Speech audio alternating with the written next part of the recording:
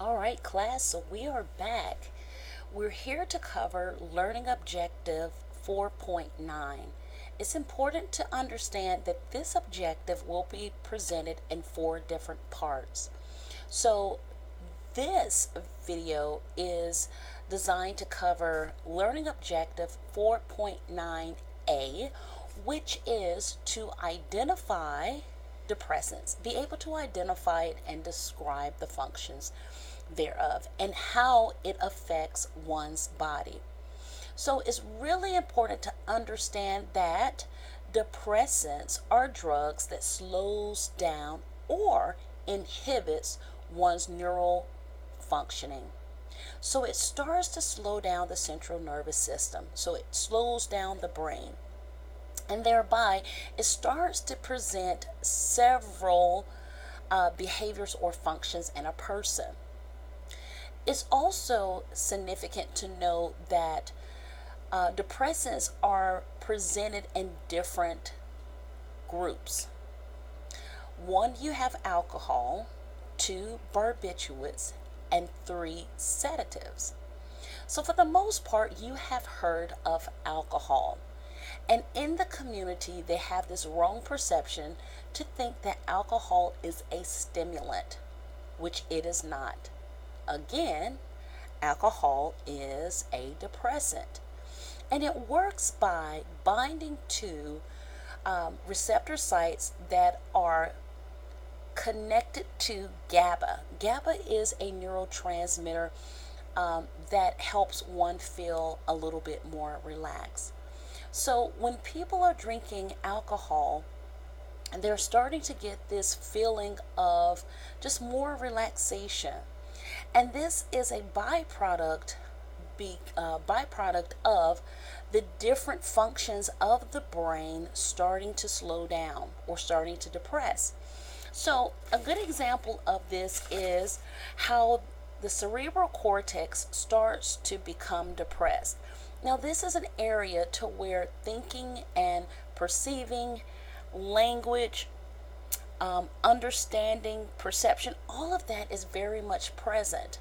So, it starts to slow down the ability, alcohol that is, slows down the ability to perceive very quickly. It also inhibits the functioning of the brainstem. Now, the brainstem is there and is functioning in regard to like breathing, heart rate, things of that nature. So it's inhibiting. Again, alcohol is inhibiting the brainstem.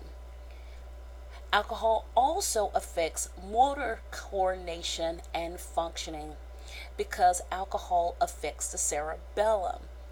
And so all of this is going on as the person assumes that they are feeling quite relaxed.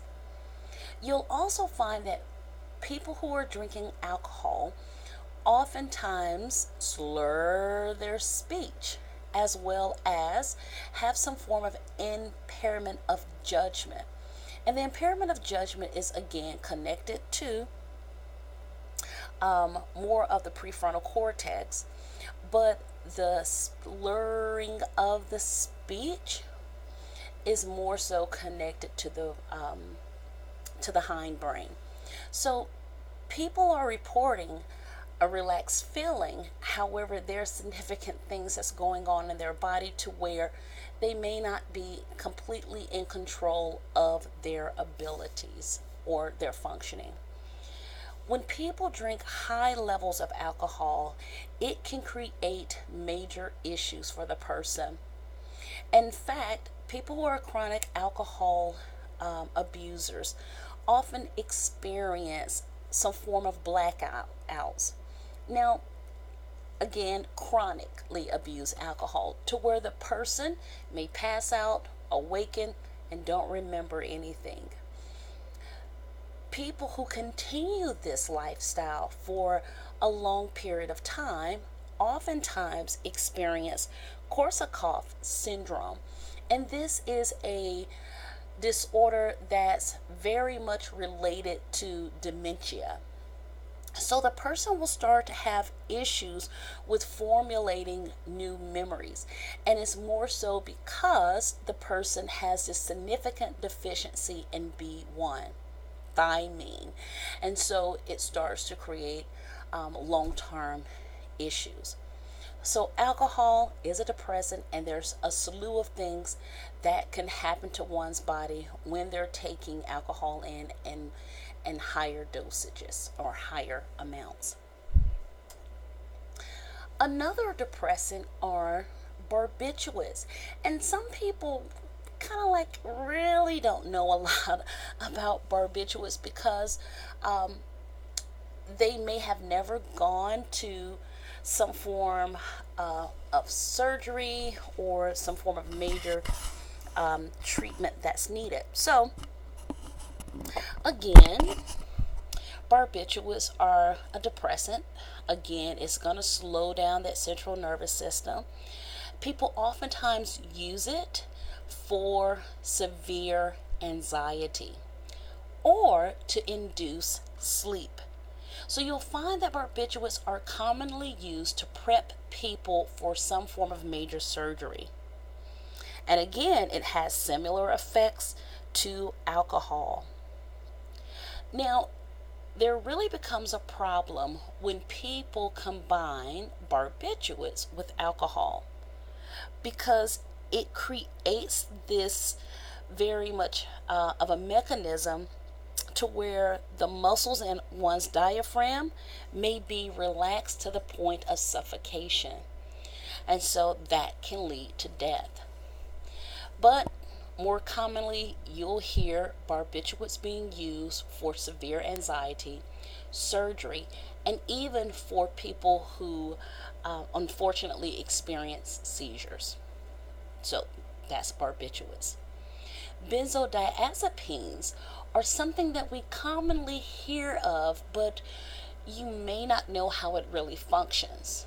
Again, benzodiazepines are a depressant and it can be used for anxiety. You commonly hear people refer to Valium as a said medication to help them calm down when they're in high levels or very moderate levels of stress.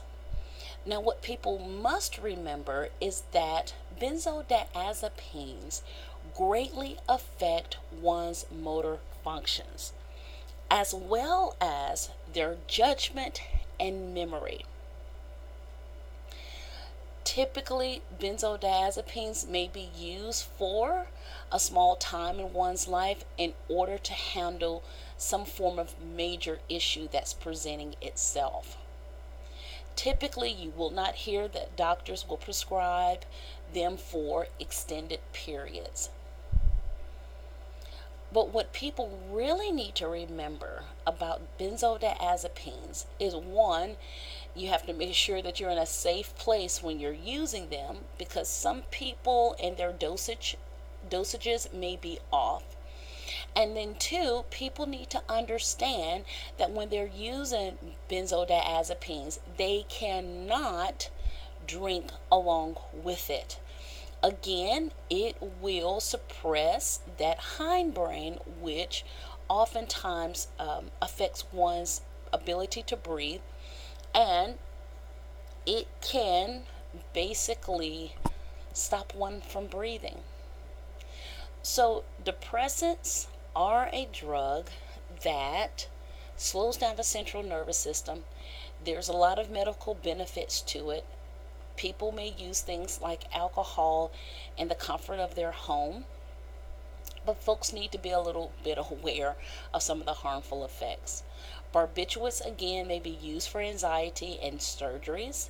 Benzodiazepines may be used for anxiety as well. So that's it for 4.9a. Talk to you guys later.